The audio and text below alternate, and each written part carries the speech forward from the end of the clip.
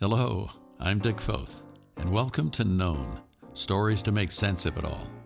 You say, that's a bit of an audacious claim, stories to make sense of it all. How are you going to do that? I think by listening to the story of an individual, it puts skin on truth, and it informs our own lives. So these podcasts are about those kinds of conversations and reflections, and the hope is that as we explore other people's worlds and journeys, we get help for our own. At the heart of it all, we want to engage the story of Jesus of Nazareth to get perspective, actually, for how life really works. Thanks for tuning in. Let's do this. The sound of children playing on a playground takes us back, for those of us who are older, to a time in our lives that was probably more simple, certainly more fun, and a time of great creativity. A playground was where things came together. Different kids from different backgrounds, from cultures came together. It was a meeting place. There's a geographic place like that in the United States. It's the only place in the country where 4 states come together at the same point. That point is 37 degrees north latitude, 109 degrees west longitude, and it's where Arizona, Utah, Colorado, and New Mexico come together. The region is called the Four Corners, and much of it is both populated and owned by semi-autonomous nation called the Native American nations of the Navajo, Hopi, Ute, and Zuni. It's a rural, rugged, arid area. But some fascinating things have happened there and continue to happen there because of the people who come from there. And I want you to meet 2 of them this morning. This is where Four Corners and playgrounds intersect. My guests this morning are Dan and Tommy Sue Cox. They are a delightful man and woman, a lovely couple, who happen to be in education. She is from Shiprock, New Mexico. He is from a town 40 miles north called Cortez, Colorado. She comes from the Navajo Nation, and it's there that we'll pick up our conversation. So you're half Navajo. I am. What's the other half? My dad's white and Choctaw and Cherokee. So my dad's side of the family is from Oklahoma. You've got it all. Yes, I do. You're the real American. Yes, thank you. Can you speak Navajo? I can. Can you? Mm-hmm. Can you say good morning? Yes, yat abene. I knew that. How people meet is always fascinating to me. And along the way, Tommy Sue moved 40 miles north from Shiprock to Cortez, and Cortez, Colorado. And in high school, they connected, even though they were very different people. So I asked her, so what kind of person were you? Band geek and, smart kid. And Dan was a jock. He was like, really? And I had this perception that athletes were not very smart. And so he's not as smart as you are? No, he wasn't at the time. But so, you helped him? Right, no. That's great. In our lives, especially in the teenage years as we're moving from home to the larger world, we oftentimes ask ultimate questions about the nature of the universe and is there a God? And, well, Dan and Tommy Sue had some thoughts on that. When in your mind, if you can think of this, did God become more than a word to you? Youth camp in Cedar Edge, Colorado, in high school. Yeah. And we had a guest speaker, and his name is Dave, and now I wish was it Dave Cook? Tommy was a missionary. Dave Grant. Dave Grant. Thank you. Dave Grant. Yeah, sure. Who spoke. He's still going strong at 70 or 71. But I do remember him speaking and just talking about God was more than just this man with a hammer up in the sky, and it really was a shift for me. Yeah. And how I perceived God through his message. How about you, Tommy? Mm-hmm. my earliest recollection of God was like at a Sunday school. My paternal grandparents took me to church in a Methodist church in Shiprock. And I remember going to like a Sunday school. I just had this memory of, like a flannel board lesson kind of thing. Yeah. And, but I didn't really have a relationship with God until I was 13. And a friend of mine invited me to go to the youth convention at our church. And I gave my heart to the Lord when I was 13. And just really desired a relationship with Jesus and that love. I don't think it's too much of a reach to say now that they had the God piece, I put that in quotes, sort of nailed down, or at least the journey started. Then we find out, okay, what are we going to do with our lives? What about careers? Turns out they both got into education, into teaching. I started in college as a business administration. My dad, on my dad's side, we're all educators. My grandpa, my dad, my nanny, my aunt, everybody is educators, and they kind of begged me not to become an educator. Sure. So I went into business administration. They actually wanted you to make $1? Yeah. Exactly. Well, you know how you make a small fortune in education? Yeah. You start with a large fortune. That's right. So my second year of college, I took a child psychology class as part of my, psych requirements. And then we did a case study and a Head Start, and I fell in love with the kids. So I certainly understand the teaching part, the interaction and the chance to see kids grow. What I'm not quite sure that I got when I was talking to Dan and Tommy Sue was the principal part. How do you move from teacher to principal, or maybe for me, even a bit more significant, why would you do that? As a teacher, it was really difficult to do my job if my principal didn't do his job. I get it. Okay. And I found myself in a lot of leadership roles and did that very well, and felt like that might be the best next step to support teachers, and so I pursued that. Great. And yeah. It's interesting. There's this phrase in the letters that are written in the New Testament that says, "Pray for those in authority, so that we can have peaceful and godly lives." And usually we reference that because it does in terms of political leadership.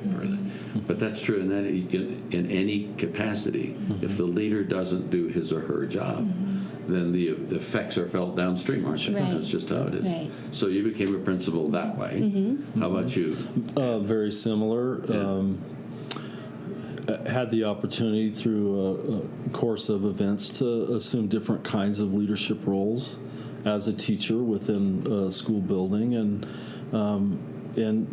just made the decision that I could have a greater impact on kids and on teaching and learning in a building if I would aspire to a leadership role like a principal. And part of that has to be, I was president of a small college, which is not dissimilar in some ways, but the person in leadership creates the culture, or frames, at least fuels the culture. Absolutely. Right? And so if it's a vibrant learning environment that we want, there's certain things you have to do to have that happen. And I have a friend who's in strategic thinking about corporations and other entities, and his phrase is, "Culture trumps strategy every time." I would agree with that. Yes. That sort of seeps into your pores. It does. I have another friend who says when good things happen in a house, friendly gets into the walls. And I think that there is a sense of that whenever you walk into an entity, a school. I had the privilege of flying 100 miles off the coast of Virginia once with some friends and landing on the deck of an aircraft carrier and spending the night on an aircraft carrier and absorbing the feel of that culture, because it is everybody knows the mission, whatever it is. Right. So the principal sets the mission. So here we are, spring of 2018. And education across the country, and I'll just speak here in the United States, it has always had its challenges just by the nature of it, but it has some big challenges today, whether it's the technological challenges or the family challenges or almost anything. Funding always, that sort of thing. Amidst all the other challenges of a changing culture and changing world and high technology and all of that, I asked Dan if there was one sort of core issue or core foundational piece that they had to deal with on a continuing basis from which other things were precipitated. This is what he said. I have kids in classrooms that live in $3 million homes that sit in a seat next to a kiddo where 3 families might be living together in a mobile home. There you go. And the kids don't care. Yeah. They really don't. But that is a good perspective of the diversity challenge in my building. So how many students in your school? A little over 300. 300. And how many students do you have here? We have 460 460, and we're in a different demographic area. And by the way, we just heard a violin in the background, and we're in an elementary school in 2018. This is not 1944, where music in schools was sort of expected, and especially violin music. Where in the world did that come from? Talk to me about that real quick. About 15 years ago, I had a teacher who, she was a private violin teacher and was our music teacher. And at that time, we were around probably 100 fewer students. Right. And so we had to make some budget cuts. And one of them was to reduce her from 80% to 60%. So she'd be here just 3 days a week. So she wrote a grant to a local foundation, the Ceramus Foundation, for this violin program. And we targeted students that, at that time we could only take 8 students. And it was, to give kids in poverty an opportunity and instill in them a love of music. And over the past 15 years, it's grown from 8 students to 160 students, kindergarten through 5th grade, that have violin and this currently. And You mean out of a school of 460? Yes. 160 play the violin? They do, yes. What do you think this is, Europe? I know, it's wonderful. Actually, it's Fort Collins. And Fort Collins is such a supportive community. Wowie. Yes. So like a third of the school plays the violin. Right. At some level. Right. Violin, mandolin, and String cello. instrument. Yes, Is that strings. right? Your demographic, given Yes, that. yes. Your demographic Right. is, Yes. and a third of those kids play the violin. They do. Okay, tell me the demographic. So about probably 60% of our students qualify for free and reduced lunch, so live in Okay. poverty. And then we have this beautiful spectrum of families that live in the local neighborhood, and we're in Old Town Fort Collins, and so there are, $1 million homes. And our district is also very strong in supporting school choice. So the families who stay at Laurel choose to stay here. Wanna They be here. choose their neighborhood school, and they want the diversity that we have. So we have economic diversity. We serve the homeless shelter. We take the overflow of families from the women's shelter, the crisis center shelter, and then we have families that are independently wealthy, and CSU professors and doctors, and so we have that diversity, and our ethnic diversity includes families that are white and Hispanic and 2 or more races, and Native American and African American. Any Navajo kids you get to talk to? No, not anymore. I have one. Our kids, yeah. 2. Two of our 3 children went to school here, so at the time we did. That's Yes. fantastic. And then our learning diversity, our kids who have learning disabilities. We have one of 4 programs in our district for students with severe learning disabilities, severe learning and physical disabilities. And students who we have on the other end of the spectrum, I guess, would be students who are gifted and talented. So we have everything in between. Right. And again, our families who who love our population and our diversity choose to be here, and it's really beautiful. And within that learning atmosphere, that friendly in the walls culture, there is this range of needs from each individual student. And teachers have an enormous task and privilege to speak to that. I think you could say this of just about every school, at least in northern Colorado, if not nationally. The number of students who come to us every day from some kind of crisis in their life. At their house. Walk in their home life.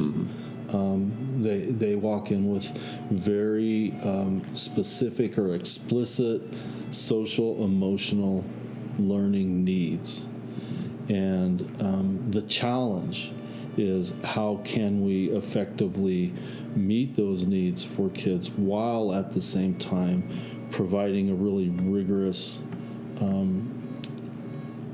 academic environment, because those are our kids who may not do well at taking risks in their learning, and so we need to provide. What does that mean? Taking risks in their learning? We, regardless of the age, Sure. We ask kids to come into the classroom every day and think about the world differently. We try to approach learning from a perspective of growth mindset.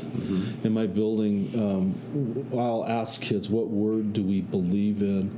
And the word is yet. Because it may be, I can't read that book yet. I can't do those math problems yet. And When you started to say that word, I thought you were going to say yes. Yet. But yet. But it's trying to approach the world from Yeah. a growth mindset. It's a journey, isn't it? Here's where I'm at. I learn best from mistakes.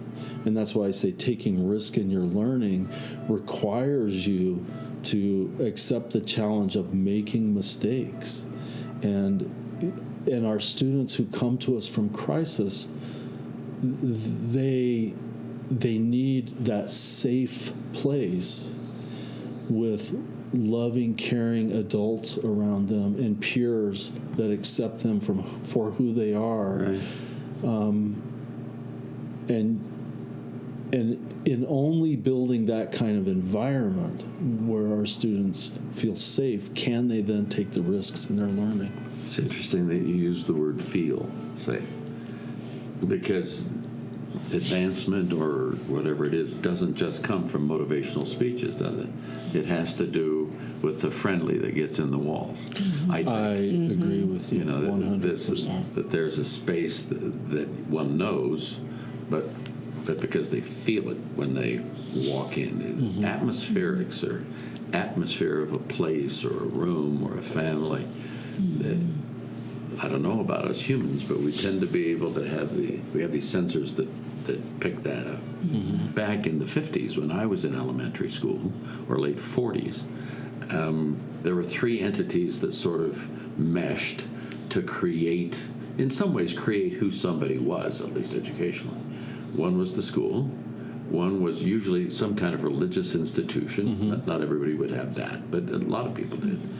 And then the family. Right. So to the degree that those three strands are eroded by whatever things, that's a challenge for our kids. And we have 12 grandkids, and I'm sitting here thinking, man, I wish a couple of those lived in North Fort Collins or Loveland, so they could go to your school. And they go to good schools. But Our teachers face the challenge of meeting the needs of 20 to 25 students who come from various backgrounds and various emotions and needs that they bring every day. And the students that are in their classroom, we want to celebrate the diversity that brings challenges to the teacher to be able to meet those diverse needs. Students that have learning disabilities and students who are 3 grade levels above. So you're teaching in 4th grade students who are reading at first grade level all the way to 7th grade level, and that teacher has to have a really strong pedagogical basket of tricks, I guess. That Tools, just really tricks has a and lot of tools, tools to be able to meet those needs and to be able to effectively ensure that every student is growing academically. Right. And also, alongside that, meeting their emotional needs and being the anchor for their classroom for students to be able to know that this teacher loves me enough to push me hard. I can trust this Right. teacher, and we have a strong relationship. He or she is going to show up every day for me. They're here for me. And that is a foundation that takes some time to build. With some of our kids that come, and it's been their 10th school in a year for some of them, it seems like, but our teachers are really gifted at that, and I it takes agree. a special person to be able to It teach really in a does. school with high needs. So that's the teacher's part. What about the principal? Principal has so many roles. Right. You have to be the strategic leader. You have to be the academic leader. You have to be the facilitative leader in building leadership qualities in those around you. And you must be the culture. The culture leader. You have to hold the standard of what the culture of your building is high, so that you never lose sight of that. Not just from a mission and vision, but also in what do we stand for as a school? What do we believe in? What do we believe teaching and learning should look like in our classrooms, in our hallways, on the playground, in the lunchroom? You really have to be so deeply committed to each of those areas, but primarily deeply committed to the identity of the school and what it means for your school community. So the principal sets the tone, so other good things could happen. I'd say in a school like mine, it's an opportunity for their children to experience the real life world. Just that with our diversity, it's pretty unique in Fort Collins, honestly. They're going to have students with a lot of challenges, and the parents going to have a lot of opportunities to share with their children how to navigate and learn how to minister to each other. When you have children serve each other, that their own children will learn how to love no matter what. They already do. That's the beauty of our grade, like Dan was describing earlier. They don't see the differences. They aren't old enough to be cynics yet. Right, exactly. They just love each other, and their friendships are genuine. The classic phrase in Latin for a teacher is in loco parentis, in place of the parent, which was a very interesting framework historically. So kids go off for however many hours in school each day.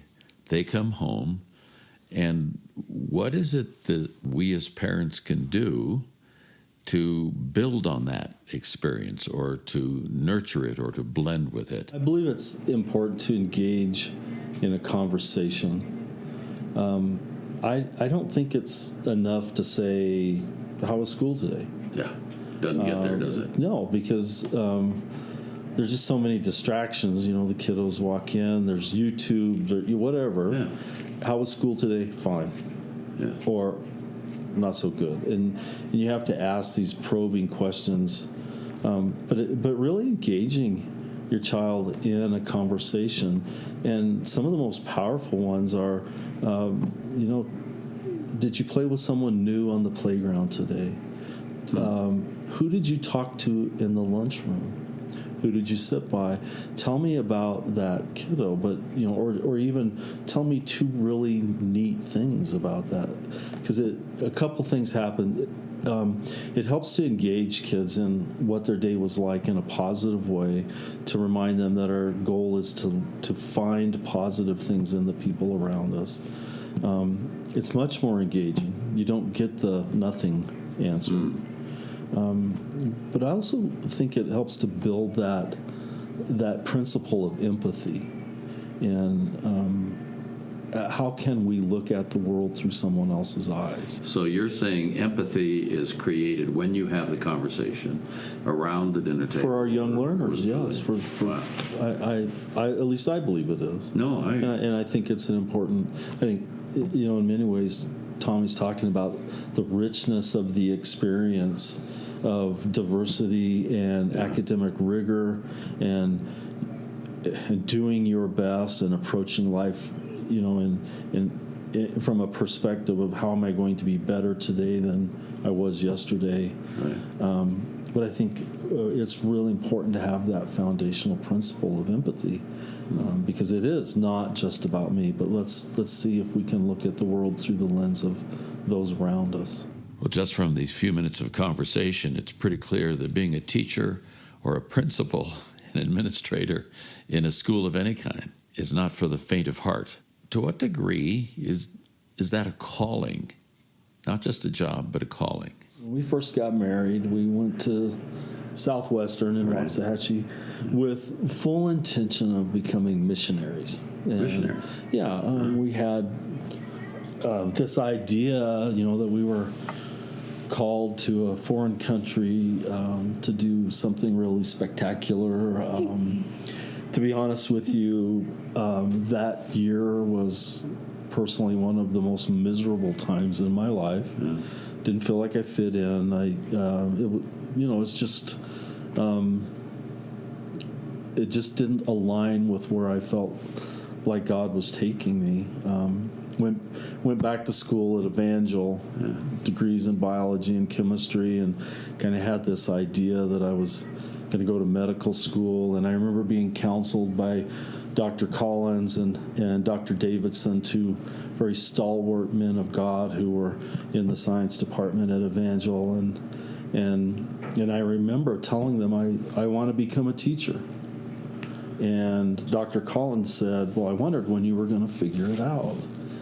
And so over the course of 28 years of being an educator, I've discovered that walking into a public school every day is my mission. It's the ministry that God called me to. And I think when you ask about how do you hire people, you have to really try to dig down to you ask, do you want to know if they have an understanding of all of that? But the other side is whether it's a God calling or a personal connection, can you live a life daily that's committed to kids? And so that's kind of where we're at. Yeah, this is my mission field.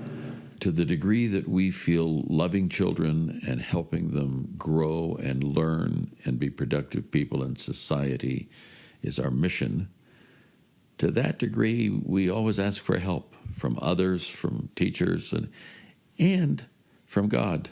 We call that prayer. And I just posed the question, so this is a public environment. What about prayer? Not like kneeling in the halls or anything, but just this idea of finding encouragement through prayer. I'm always praying. Always. Yeah. And I actually have a group of Christian teachers who meet once a week and pray for our school. That's great. Dan? The joke is often as long as there are tests in school, there will be prayer in the school. And I just believe that as long as there are kids in school, there will be prayer in school and for schools. I have to admit that sitting and talking with Dan and Tommy Sue was such a refreshing thing and so encouraging that I couldn't help but reflect on my own experience as a little guy in an elementary school. When I was 7 years old, I was in a British boarding school in South India. It had a faith base, so they had little chapels once in a while. And one day, Miss Smith from New Zealand gave the talk, and at the end she said, if you want to know more about Jesus, at the end of this chapel, go to the principal's office. And I often say, the principal's office is a huge hurdle to the kingdom of God. But as I talk to you, my thought would be, if they came to your offices, that wouldn't be true. Thank you. Tommy Sue, Dan, thanks for being with me. Thank you. Thank you. See ya.